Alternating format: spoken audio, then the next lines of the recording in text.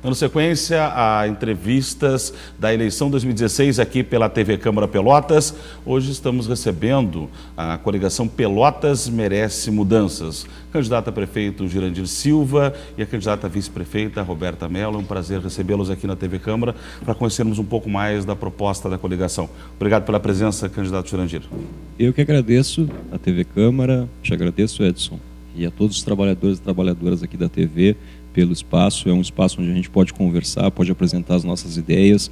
Nós temos pouco tempo de televisão, no horário eleitoral gratuito, então tem pouquinho tempo para falar. Aqui a gente pode conversar um pouco mais. Espero que o pessoal de casa goste da conversa, aproveite esse momento, esse debate, para a gente compreender um pouco mais os problemas da cidade e as propostas que eu, que a Roberta e toda a nossa coligação tem para apresentar sobre estes temas. Candidata a vice-prefeita Roberta Mello, um prazer também tê-la aqui na TV Câmara, e já nos diga como aceitou, por que aceitou esse desafio de, junto com o Jurandir, estar trazendo a proposta da coligação Pelotas Merece Mudanças. Boa tarde, é um prazer estar aqui, como nós colocamos.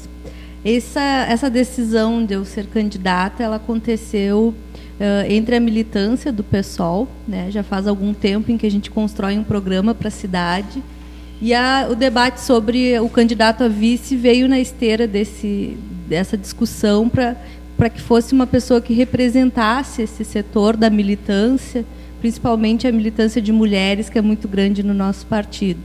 Ao contrário dos partidos tradicionais, que fazem grandes negociatas em gabinetes, a escolha do meu nome, ela contou com a participação da militância mesmo. Certo. Até aproveitando para a gente começar a tratar os temas, e um dos temas para conversarmos é a respeito de governabilidade. Eu vou aproveitar essa menção feita pela candidata a vice-prefeita Roberta. Caso a coligação consiga uma vitória em Pelotas, como garantir uma governabilidade quando nós sabemos hoje que o modelo no país é de um fatiamento, ou seja, de uma divisão de cargos para garantir base no Poder Legislativo ou ao mesmo com os partidos que fazem parte de uma coligação? Como manter uma proposta de governabilidade? Nós temos, Edson, um programa de governo, né, construído coletivamente em plenárias abertas, com militantes, com não militantes, com pessoas que não têm uma participação partidária, que participaram de reuniões para apresentar suas demandas, apresentar suas propostas de solução. Isso é um método pouco convencional de se fazer política. Assim como a gente tem um debate de quem vai ser o candidato a prefeito, quem vai ser a candidata a vice, quem vão ser os candidatos a vereador, que é um debate com a militância, com a população, e não fechado dentro de gabinetes. Nessa questão da governabilidade, nós também levamos essa compreensão de que é necessário e absolutamente necessário fugir desse convencional. Ou seja, nós não existe nenhuma hipótese que em um governo do PSOL, que nós tenhamos distribuição de cargos de confiança na prefeitura, por exemplo, para ter apoio na Câmara de Vereadores. Nós teremos negociação com a Câmara de Vereadores. Vamos apresentar os nossos projetos, apresentar as nossas ideias, conversar, dialogar com os vereadores, explicar para os vereadores, trazer a população para participar desse debate, né?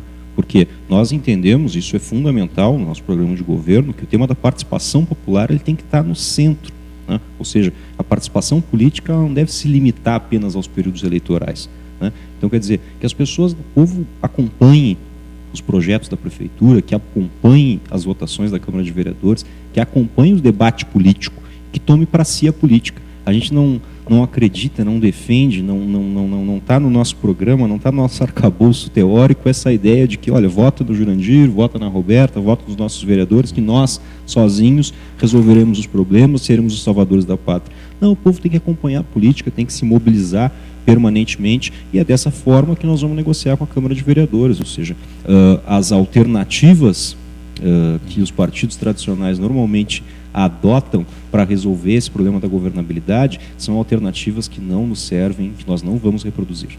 Bom, nós temos, claro, uma gama de serviços que a Prefeitura ela tem uma interferência direta no cotidiano das pessoas. Tem áreas consideradas hoje pela própria população nas pesquisas prioritárias, saúde, educação, segurança. E nós vamos começar justamente quando o candidato Jurandir e a candidata Roberta falam em garantir a participação popular. Essas propostas seriam construídas a partir daí? O pessoal tem uma proposta para discutir com a sociedade, por exemplo, começando pela área da saúde, candidato? Nós precisamos ter essa questão da participação popular. Nós chamamos a população a participar da pré-campanha, da pré-construção do programa, para escolher, para debater demandas, para debater problemas, para definir soluções. Convocamos a nossa militância, os apoiadores, enfim, a participar da eleição, a fazer campanha, e um governo tem que ter participação. Então, quer dizer, ter canais de comunicação entre o poder público e a população é fundamental.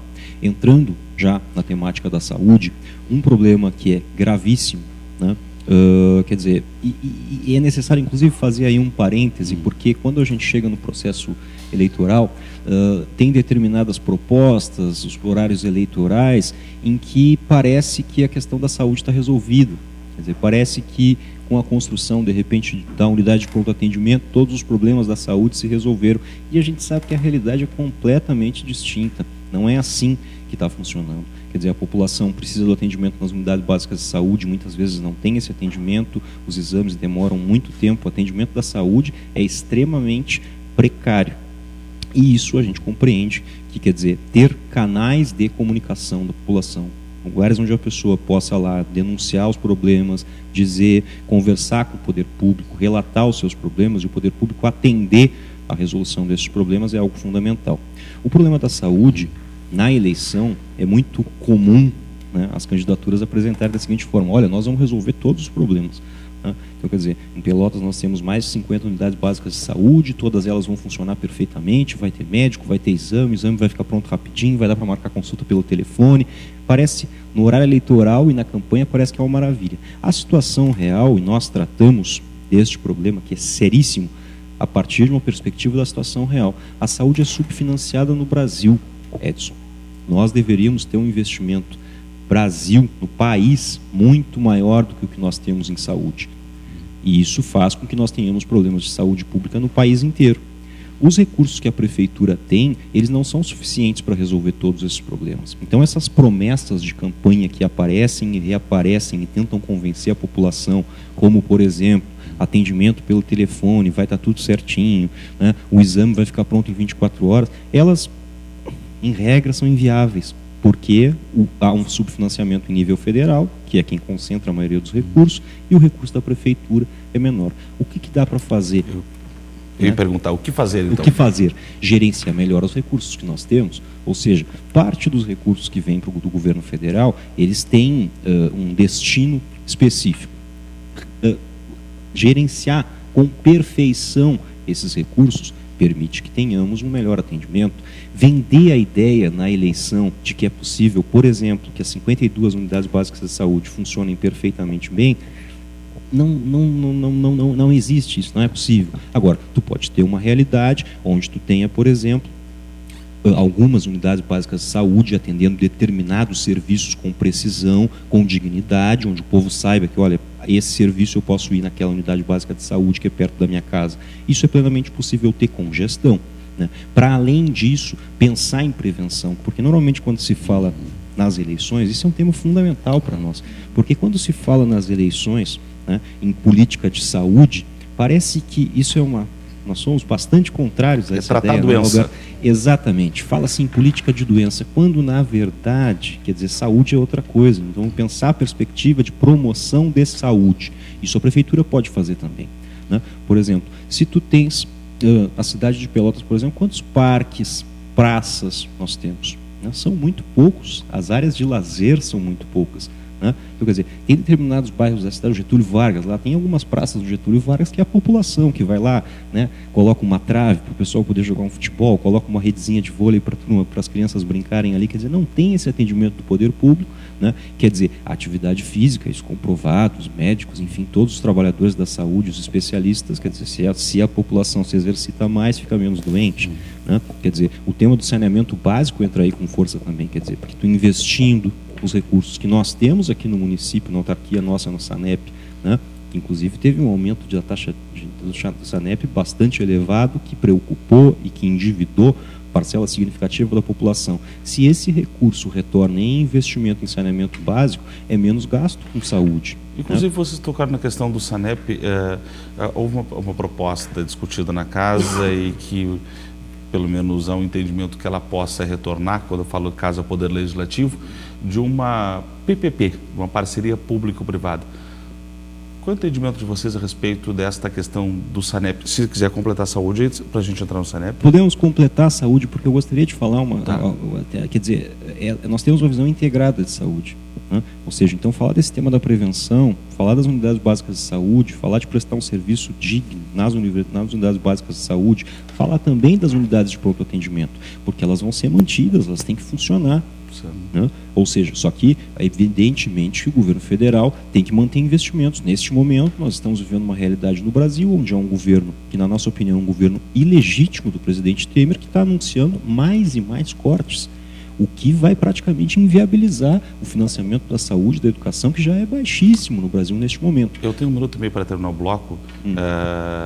Eu também depois quero, a gente volta nessa questão do SANEP, da PPP, mas eu acho importante também, a gente fala muito da insuficiência de profissionais em Pelotas da área médica, e há muita reclamação do padrão salarial, né, destes profissionais. Como dialogar com essa questão? Tem recursos que o próprio candidato, né, entende ser insuficientes, e ao mesmo tempo a reclamação dos profissionais de uma melhor remuneração. Aí é que está, tem uma questão que eu sei, volto na questão da gestão.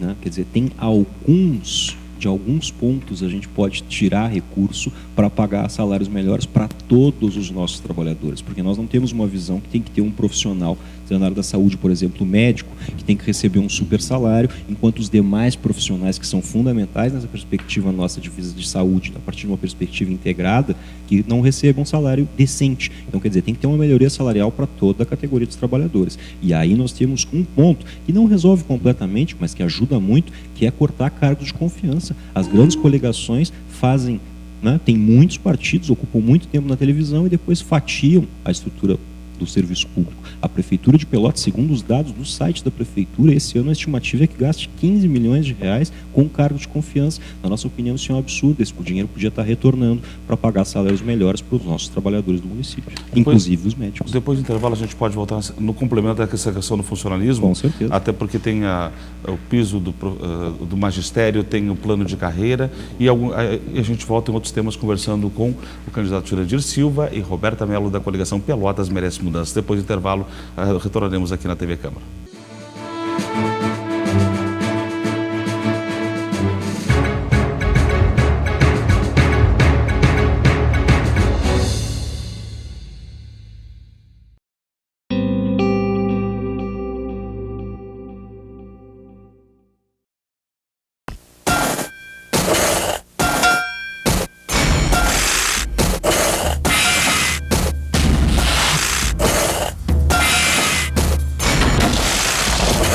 A indústria do tráfico de pessoas produz milhões de vítimas no mundo inteiro, inclusive no Brasil. A sua indiferença é o combustível para que essa situação continue existindo. Denuncie.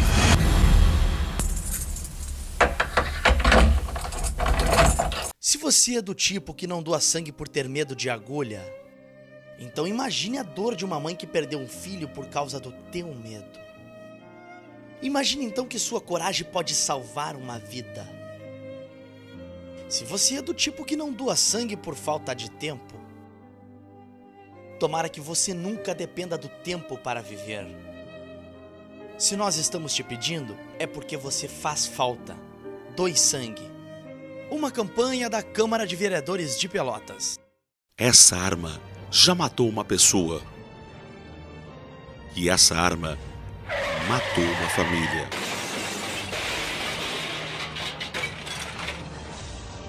Vá com calma. As pessoas esperam.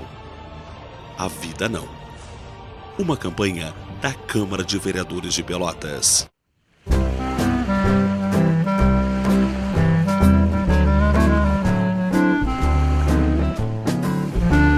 TV Câmara Pelotas, cada vez mais conectada com o cidadão.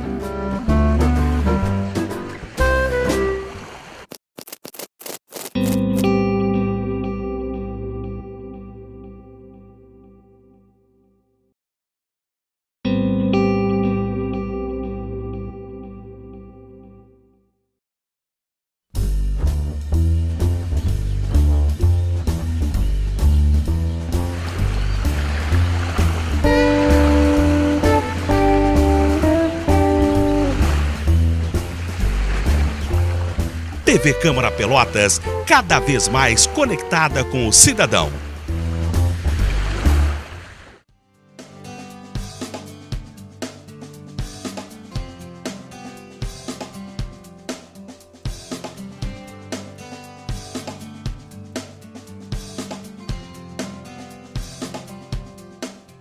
TV Câmara Pelotas, cada vez mais conectada com o cidadão.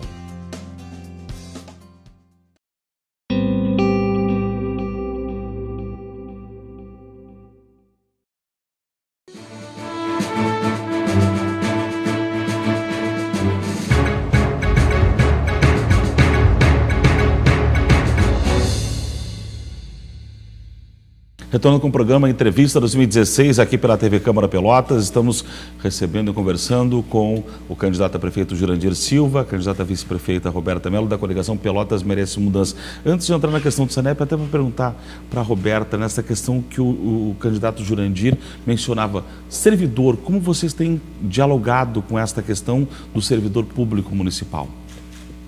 Então, para nós, esse diálogo com o servidor ele é fundamental, né?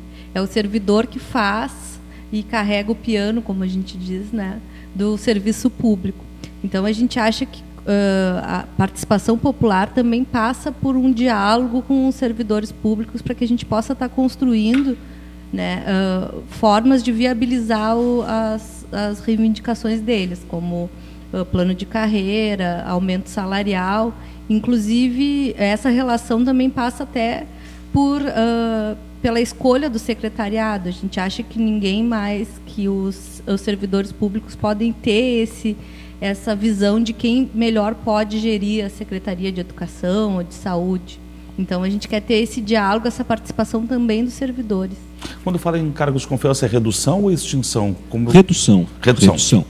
A gente tem uma estimativa de que é possível, necessário e possível extinguir no mínimo 70% dos cargos de confiança. Porque, até para quem está em casa nos acompanhando, para explicar isso, né, o cargo de confiança ele deveria existir para, enfim, quer dizer, algumas funções, funções do cargo em comissão, que é o nome constitucional dele, né? Ele deveria servir, quer dizer, o governo tem alguma área que ele identifica uma necessidade, enfim, tu tem um profissional, por exemplo, que tu não tem no quadro da prefeitura, um profissional que é necessário, enfim, e aí tem esse mecanismo, né, que o governo pode adotar. Ele serve, a maioria das pessoas, em regra, sabe para que serve o cargo de confiança, que é para acomodar os aliados. Quem fez campanha lá para o candidato A, B, C ou D, aquele candidato vence as eleições, aí acaba tendo lá um cargo de confiança na prefeitura. Quer dizer, é necessário manter alguns desses cargos. Agora, dá para cortar absurdamente isso e dá para ter aí um potencial para investir no pagamento dos nossos trabalhadores do município. Tu pode trocar, por exemplo, cargo de confiança por forma gratificada, que é mais barato para o poder público municipal e tem muito mais eficiência, porque para além do problema do gasto público com cargo de confiança, tu tem um problema que é o seguinte, que é gravíssimo na nossa cidade, são inúmeras as denúncias de assédio moral, de tu ter pessoas que estão ocupando um cargo de confiança, que estão gerenciando determinado espaço no poder público municipal e que não tem conhecimento, não tem capacidade, inclusive, para coordenar os trabalhos em determinado setor de uma secretaria. Quer dizer, e aí tu acaba tendo assédio moral, tu acaba tendo os nossos trabalhadores, os concursados, os nossos trabalhadores do município ficando, inclusive, doentes porque não conseguem se relacionar lá com a pessoa que é o imediato dele, né? Quer dizer, então, isso quer dizer, para citar um tema que vai além, inclusive, do problema do gasto, né, público que a gente tem com os cargos de confiança. Existem argumentações de que o SANEP hoje é uma autarquia com muitas dificuldades e com um déficit muito grande.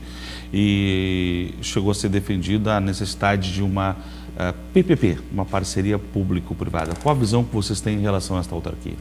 Só cortando o cargo de confiança no SANEP, por exemplo, que tem muita gente que usa uma expressão que eu reproduzo, né, que o SANEP, historicamente, tem sido um cabide de emprego para as coligações, né, que se utilizam da máquina pública para poder empregar as pessoas que fizeram campanha. Só cortando o cargo de confiança no SANEP, nós já vamos ter a possibilidade de gerenciar muito melhor. O SANEP precisa de gestão, e gestão pública, porque aí nós estamos tratando da nossa água, que a gente bebe em casa, e do nosso tratamento de esgoto. Não existe nenhuma possibilidade em um governo do PSOL e do PCB da gente repassar para a iniciativa privada esses temas que são fundamentais na vida da população.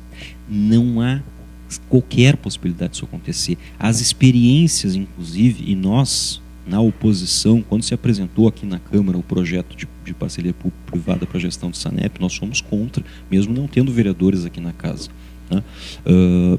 Porque não faz nenhum sentido privatizar esse serviço. No mundo inteiro, alguns lugares fizeram a privatização do seu serviço de água, como o nosso SANEP.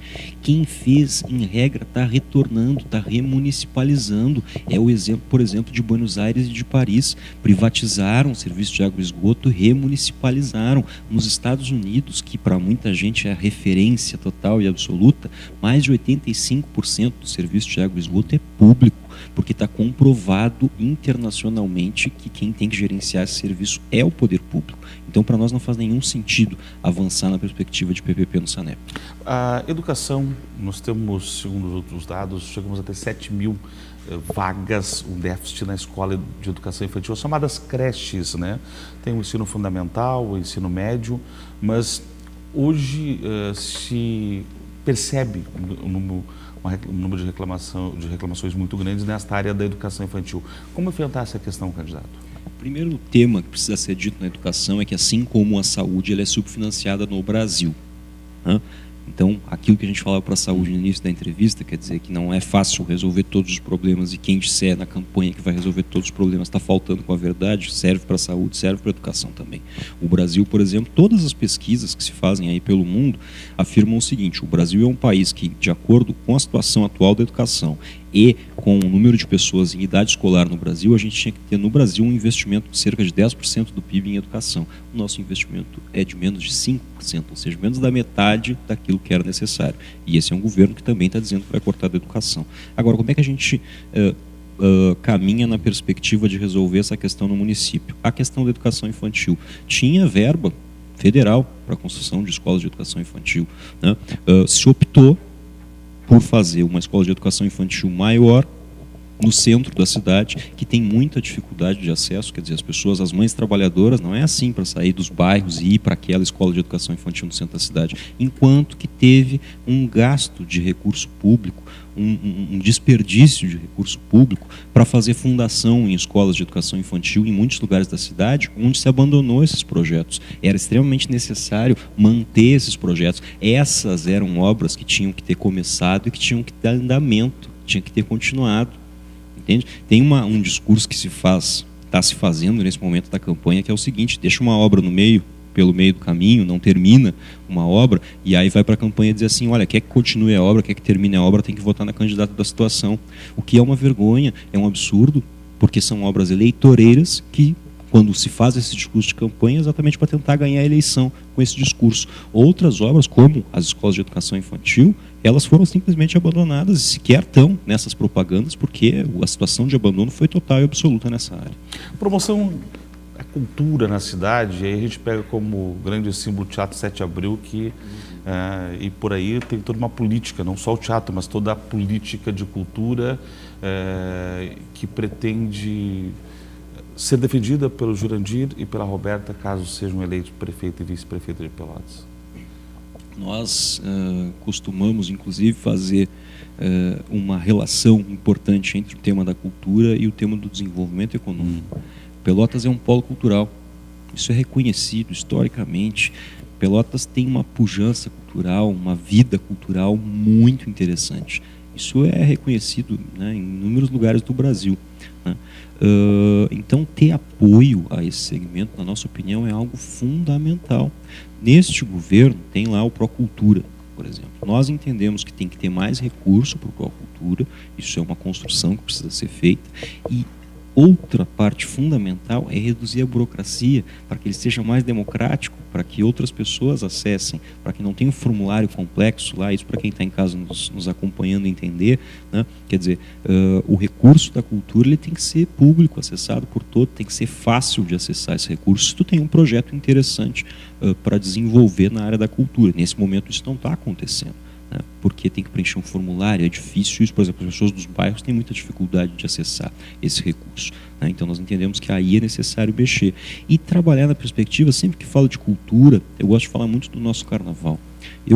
Nós temos a compreensão de que na história da nossa cidade, nenhum governo atacou o carnaval tanto quanto este governo. Este governo atacou brutalmente o carnaval. O carnaval nosso é a história do nosso povo, é a história do povo dos nossos bairros, é a nossa cultura, tem tradição, já foi reconhecido como o melhor carnaval do estado do Rio Grande do Sul, é um carnaval forte. Agora, o poder público, na nossa opinião, tem atrapalhado o carnaval, né? Então, quer dizer, apoiar o carnaval, na nossa opinião, é fundamental, e a cultura como um todo, voltando nessa questão da perspectiva do desenvolvimento econômico. A nossa cidade tem poucos empregos.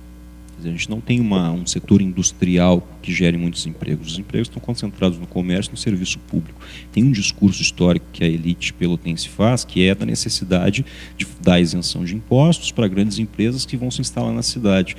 Isso está dando errado há cerca de 30 anos já.